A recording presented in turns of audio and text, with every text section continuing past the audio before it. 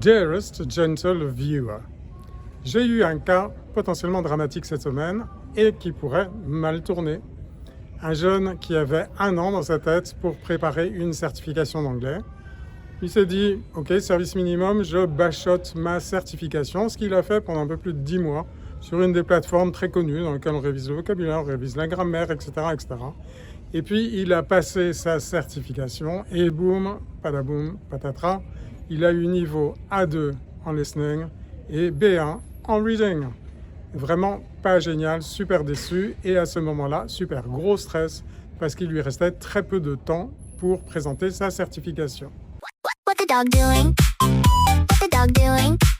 Alors pourquoi c'est possible d'échouer comme ça après 1 an de travail acharné? Mais il faut bien comprendre que ces plateformes ne sont pas conçues pour apprendre l'anglais, elles sont conçues simplement pour réviser un examen, c'est pas du tout la même chose. Entre les niveaux B1 et les niveaux A2, il y a un gap important, c'est pas du tout la même structure de pensée.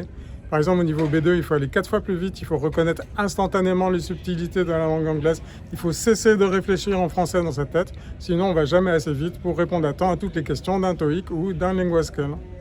Voilà, c'est un travail qualitativement différent et les plateformes très connues ne te préparent pas à ça.